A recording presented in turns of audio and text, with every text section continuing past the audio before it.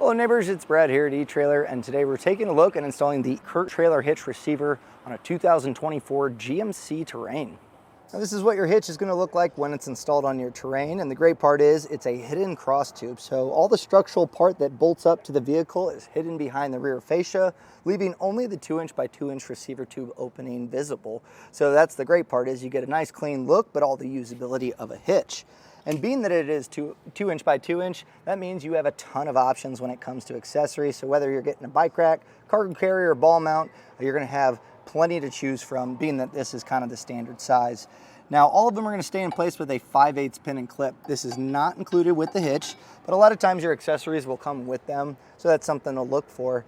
Now, if you plan on leaving your accessories on the back of your vehicle, you might want to look at a locking pin and clip. That way you can leave it locked in place and no one's going to walk away with your accessory.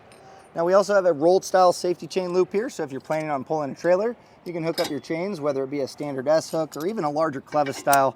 It is pretty open here, so you shouldn't have any issues there.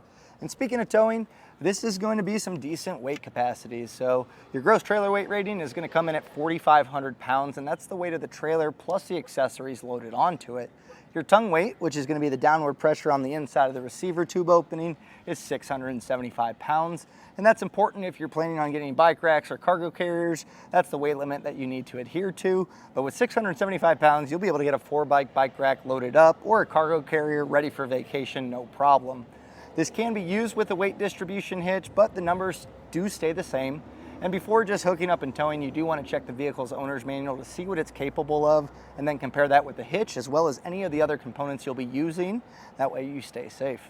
Now when choosing cargo carriers or bike racks, a lot of them will stow in a vertical position, which is really nice. Just keep in mind when those are in those stowed position, you're probably not going to be able to open up the hatch, but you can just simply drop those down. It is important to make sure that they're going to fit on this vehicle without making contact with the rear fascia. So our measurement from the center of our hitch pin hole to the furthest point of the fascia is going to be 5 inches. So find an accessory that's going to extend past that. That way you can still get that to work on your vehicle. Now your ground clearance is going to be important. It's coming in from the top of the receiver tube opening to the ground at 11.5 inches. And that's mostly for a ball mount to determine the rise or drop necessary. So if you measure up the coupler on your trailer when it's level, compare that with the hitch measurement, you can determine the rise or drop necessary.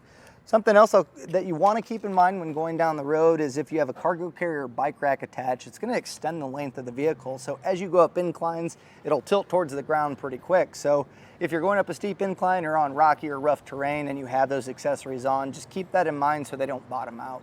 Something that a lot of people are concerned with is the hands-free liftgate and whether or not it works with the hitch. And I'm here to tell you it does indeed work. So you can see my controller here, so that's great. You get the usability of the hitch, but also you don't have to give up anything. And as far as the installation goes, this one's actually pretty easy to do. You will lower down the muffler to give yourself a little bit of access for this to slide in, and that does require taking off 2 screws from the fascia. Other than that, you're just fishing in your hardware, you're raising up the hitch, and then you're going to bolt it down. There's minor trimming required just to enlarge the holes, but it's pretty minimal, and I'll walk you through all the steps to make sure you get your hitch installed. So let's take a look at that. To begin our installation, we're going to have 2 T15 Torx bits that we're going to want to get removed, and they're the ones that go onto, there's a bracket here from the frame of the vehicle, so one here and one here. These other 2 you won't have to worry about. So find a nice organized spot to keep your hardware too. It's going to make it a little bit easier to get everything reinstalled. And this is going to open it up to where we can slide the hitch in place, but also we're going to be lowering down the exhaust, so to get those hangers out of the way, this is definitely going to help. We're going to be lowering down our muffler, and the 2 exhaust brackets that are on the back side here are bolted in place, and it's going to be a 15mm socket to get those loose. There's 2 bolts on each side. They're kind of tucked up in the fascia, but getting those removed is going to be key here, so we'll get those taken off. And this bracket, once you get it unbolted, it generally has a tab that kind of holds it in place, so you will want to kind of unlatch that. Should come off fairly easily. Just kind of slide this forward, and you can leave this on here if you need to. You can slide this back, and we'll go ahead and get the other side taken out.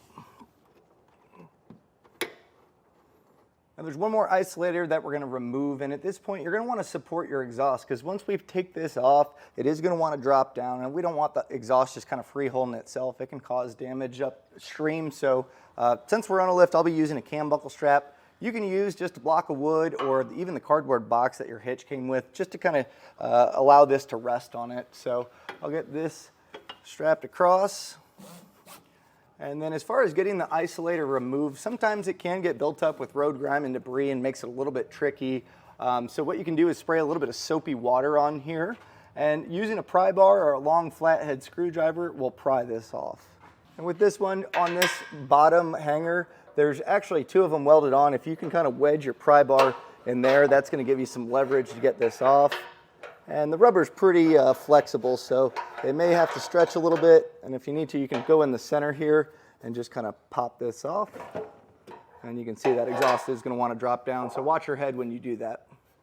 On the passenger side frame rail, you may have this large wire harness that also has a plastic push for the wire loom on the frame.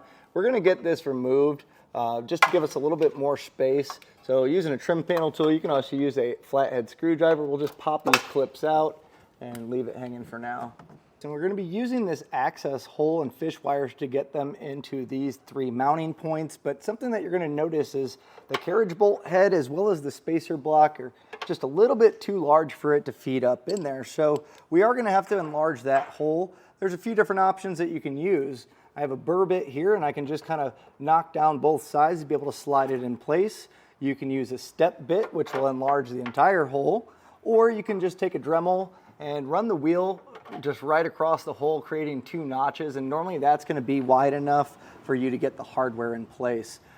So for this instance, I am going to use my Dremel. Just make sure you have your safety glasses on, and we'll go ahead and get this enlarged.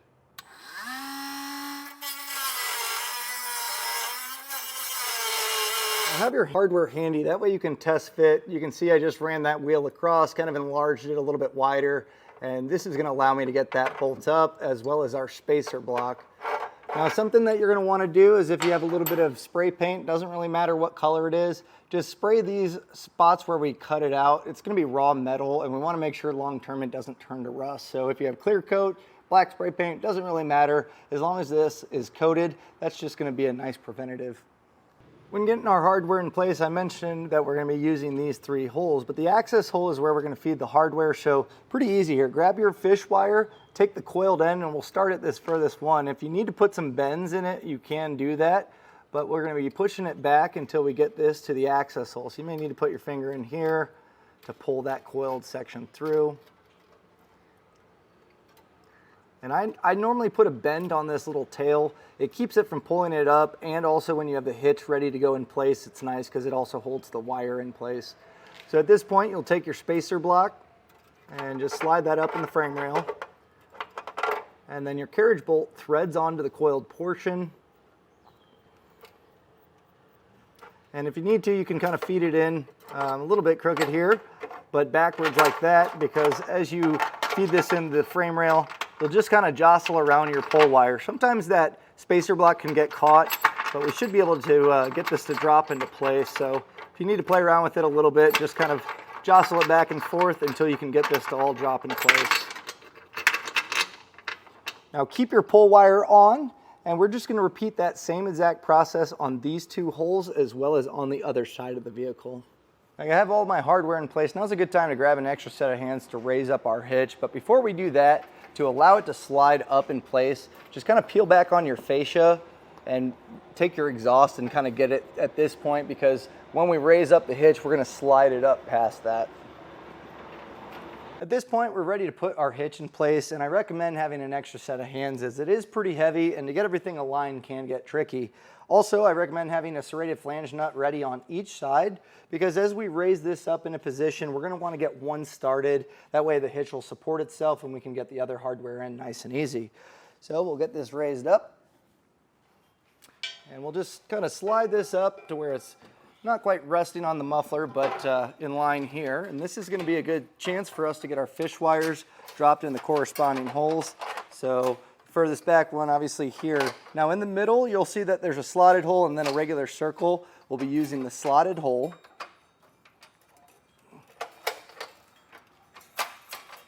And then as we raise our hitch up, just kind of hold on to those pull wires, just to kind of pull the slack out.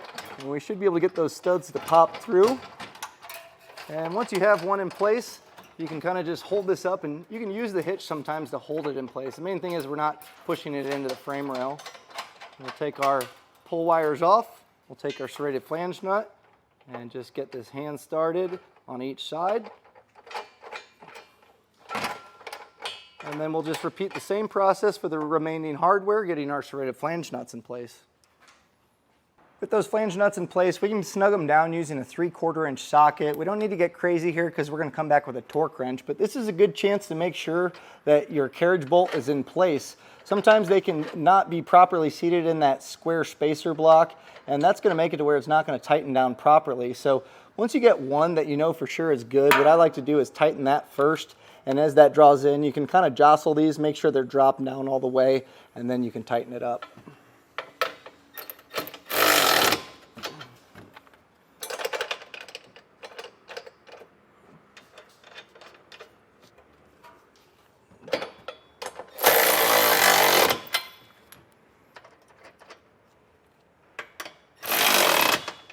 And once we have those snug down, we'll come back with our torque wrench. And for this torque setting, it's found in the instruction manual. You're going to want a 1/2 inch torque wrench. That way you can get up to that torque setting. You can generally go to an auto parts store and rent one for free. And this is going to be important to make sure that the hardware is going to be tight enough, obviously, for the lifespan of the hitch to where it's not going to become loose, but it's also not going to be too tight, putting stress on the hardware. So we'll go through, get these all torqued down properly. So with that hardware all properly torqued down, we can go ahead, we can get our plug put back in the frame if you lowered that down for clearance. And then we'll make sure to get all of our exhaust isolators put back in place, making sure that the tab goes through this portion. So if you're having trouble getting these to align, you can kind of raise up on the muffler, but make sure that tab is in place. We'll also get our T15 screws put back in, and that's going to do it for the install. And that was a look and installation of the CURT Trailer Hitch receiver on a 2024 GMC Terrain.